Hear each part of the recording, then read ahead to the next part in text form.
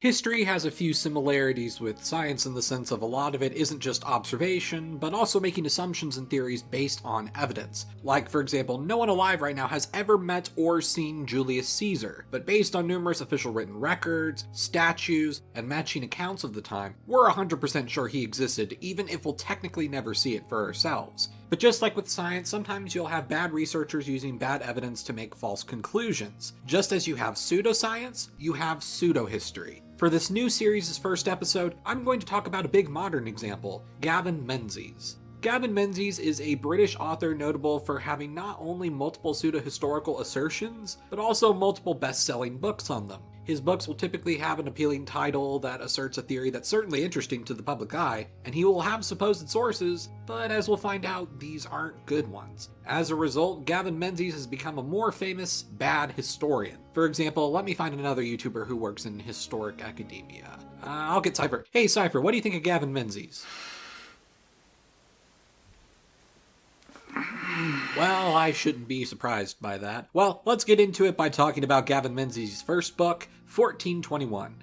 After a trip with his wife to the Forbidden City in China, Gavin Menzies claimed he saw references to 1421 everywhere and guessed it must have been an important year in Chinese history and wrote a book on events of 1421. However, the publisher thought he not only sucked at writing, but that it wasn't that interesting other than a small blurb on the voyages on the treasure fleets, notable for sending exploratory ships across the coastlines of Asia and Africa. So Gavin Menzies decided to refocus the book specifically on these voyages. But thanks to releasing various clues to speculations he's asserting in the book in a few papers and media outlets, a small buzz grew until the publishing rights were bought for £500,000 by Bantam Press. Although the copy that I got for this video happened to be published by HarperCollins, but that's because you have different publishers for different areas of the world.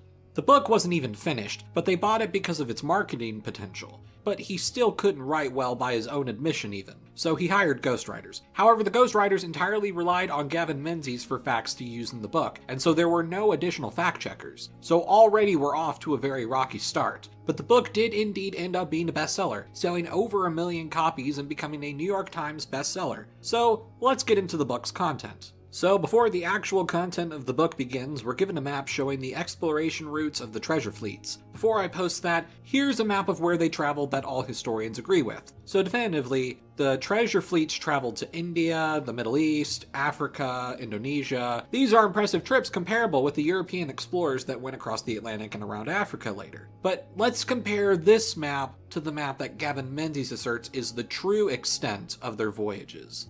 So, Gavin Menzies is really generous, to say it the least. You can see the typical explorations, but Gavin Menzies is asserting that they went to Australia and even more bafflingly, the Americas. Then somehow, one fleet supposedly went around Greenland and took the Arctic Ocean home. Medieval wooden ships. Now, to be fair, based on the resources and determination the Chinese had, it is theoretically possible their fleets could have pulled this off if they put some effort into it, perhaps, but it's still kind of a stretch, especially considering if you'll notice at the top, it says 1421 through 1423. Somehow all of this was done in around 3 years. For comparison, the first confirmed circumnavigation around the globe by Magellan and Elcano, their journey almost took 4 years, and he just went on a much simpler route. So this is quite an amazing assertion. Somehow the fleet not only supposedly arrived in the Americas before Columbus did, not only did he circumnavigate the Arctic Passage before anyone else, but he supposedly went around the world before Magellan did.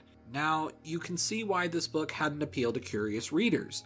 The question is, what evidence does he have to show for it? Well, luckily, I found a cheap copy of the book at my library's book sale for only $3, so I was able to give it a quick read, and oh boy, we're in for a show. In the introduction, Menzies stated that his entire curiosity that started this whole researching adventure was a map he found. There was a guy named Sir Thomas Phillips. He was a British collector from the late 18th and early 19th centuries, and he had his collection of maps that he collected over his life on display in Minnesota. He found a map labeled to be from 1424 signed by a Venetian cartographer named Zwane Pizzigano. He noted that Europe and Africa were astonishingly accurate for the time, since, old maps sucked, and that there were 4 islands to the west of Europe given names he had never heard of. Upon comparing this map with other maps, he concluded that these must have represented some islands in the Caribbean. But how is this possible if Columbus wouldn't arrive in the area for another 68 years? He then claimed to have done more research, and he concluded that the Chinese had to have explored the Americas first, and that was the only way that the supposed Venetian map from 1424 could be so accurate. Oh boy, this is just the introduction too. The first 2 chapters talk about the treasure fleets in general. You know, their origins, how they have to explore the world, get tribute, yada yada. Then he makes his assertion of the exploration that went around the world, apparently establishing colonies. Wait, what?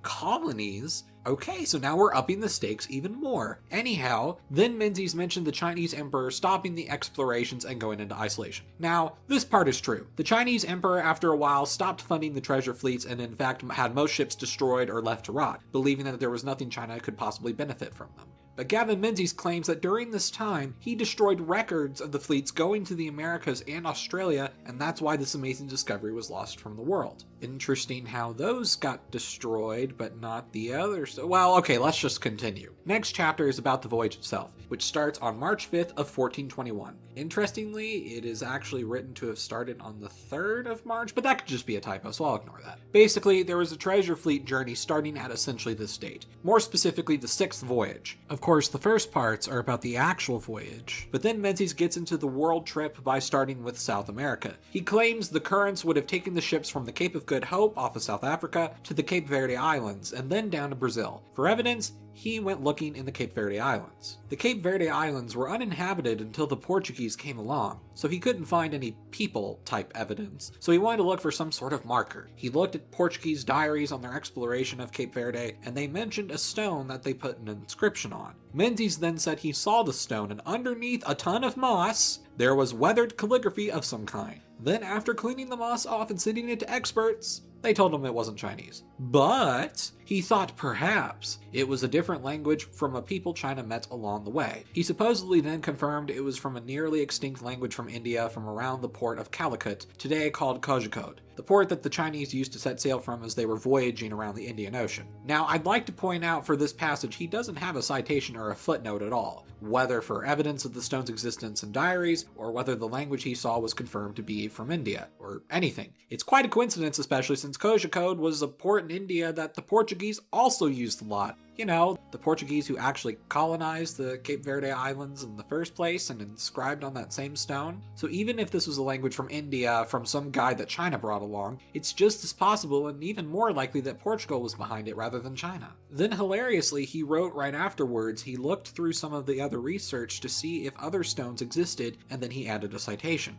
Interesting. Let's look in the back of the book and see what the citation says in his notes. Well, it says, the work of M. Chevalier and his colleagues. It lacks a name for this work, a publisher, a date, a journal, anything. This is one of the most vague citations I've ever seen. Now, one could be a devil's advocate and say that perhaps he's already used the source and this is some sort of shorthand, like he's mentioning it again.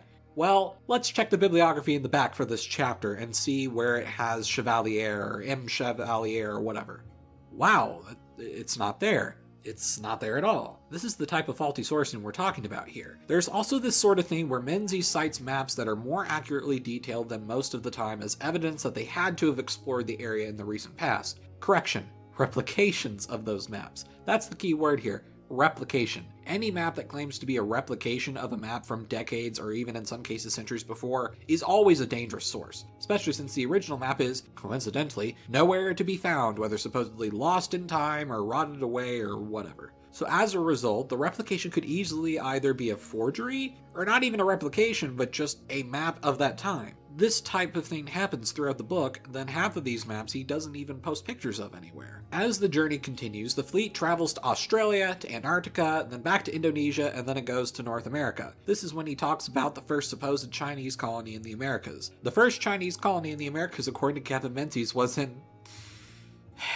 San Francisco and around the Bay Area. Seems like a little on the nose of a choice, but okay. His evidence is based on a Chinese ship which was found in Sacramento Bay that had wood dated to 1410. So far, this is actually the closest thing to any remotely solid evidence he's displayed in the book so far, but it's still not straightforward. This does not guarantee a Chinese colony in California because Menzies gives no evidence of any long-term or short-term settlements in the area. Plus, there are plenty of plausible alternate scenarios. 1. The ship could have been abandoned or lost and somehow flowed across the Pacific Ocean until it landed there and stayed there. You know, currents and then 600 years. It's totally possible and it happens all the time. 2. A Chinese ship maybe did explore the area, but never colonized it, which, if it's true, does make the idea of China exploring America before Columbus possible, but based on Gavin Menzies' previous lackluster of genuine evidence, so far it's pretty doubtful. But with the first piece of controversial but plausible evidence, what else does he have for Chinese colonies on the west coast of the Americas? Asiatic chickens in Guatemala? What? Chickens in Guatemala? How on earth is that evidence? There's been almost 600 years since this supposed journey, and somehow the only possible reason of Asiatic chickens in Guatemala being there is due to one event 600 years ago that likely didn't happen, as opposed to, I don't know, centuries of trade across the Pacific. Ultimately, other than the ship, all of this supposed evidence can easily be Occam razored to just be coincidental or unrelated for dozens of reasons. Also, I'd like to quickly point out that this is Colombia, not Venezuela. Anyway, moving on. Ultimately, the book continues in this fashion, asserting that China went around the Americas again, found the North Pole. Wait, what? The North Pole? Oh my gosh. So Menzies' primary evidence here is once again a map-based one. There's a map from the 1400s that has Greenland and Newfoundland looking way too detailed. How is this possible unless the Chinese explored there before them? Okay, let's stop right there. The Vikings went to North America and explored Newfoundland centuries before this voyage. By the 1400s, traditional Vikings weren't even a thing anymore. So either he's saying that the Vikings' expedition to Newfoundland in around the year 1000 doesn't give any possible reason for them having a good map of Newfoundland, or that somehow the Chinese were visiting there before 1000. Either is absolutely insane and makes no sense, but at least for the supposed map, he actually has a picture. More specifically for the area around Greenland. Let's see it.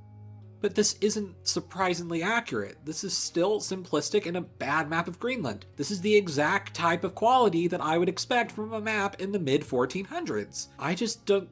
Never mind, you all get the point. Also, I guess the chapter was clickbait because it never mentions actually going to the North Pole, just the Arctic Passage, which, to be fair, his original map didn't show either. But honestly, at this point, would you have been surprised if he made this assertion? Ultimately, there are more problems with his book the more you think about it. He implies that the Europeans somehow knew of Chinese explorations and therefore had better maps thanks to their information. Remember how he said that there were maps before 1492 supposedly made by Europeans that showed Caribbean islands?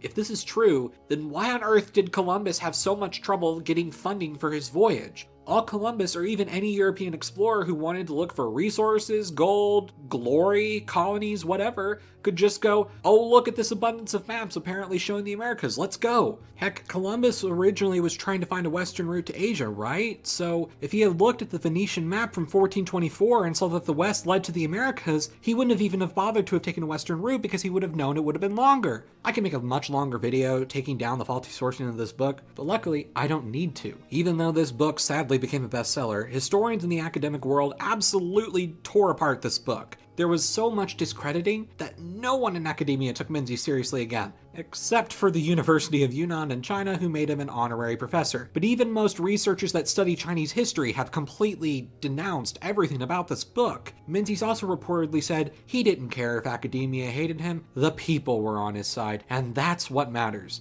Well, that's also not how history works. Sorry. There's nothing wrong with speculating in history because that can genuinely be fun and motivate people to do more research. But it's different once you claim it's undeniably real without much to back it up. This book is the perfect example of pseudo-history because it involves book clickbait while using a level of sourcing that looks impressive to a non-historian or a non-academic who will likely buy the book, read it, and believe it. Misinformation gets spread, and scholars will keep on having to deal with correcting it over and over again. Gavin Menzies would go on to write a second book claiming that China sent a ship to Italy in 1433 to jumpstart the Renaissance, even though the Renaissance started in the 1300s. It's kind of hard to jumpstart the Renaissance a century after it happened. Then Gavin Menzies made a third book claiming Atlantis is a metaphor for the Minoan civilization, which apparently had an empire going from America to India. Either way, I hope you enjoyed this first episode of Bad History. Also, thanks to the Cynical Historian for the tiny cameo. You should definitely check out his channel if you enjoy fact-checking type stuff related to historical movies or other media. I'm Emperor Tigerstar, and I'll see you guys next time.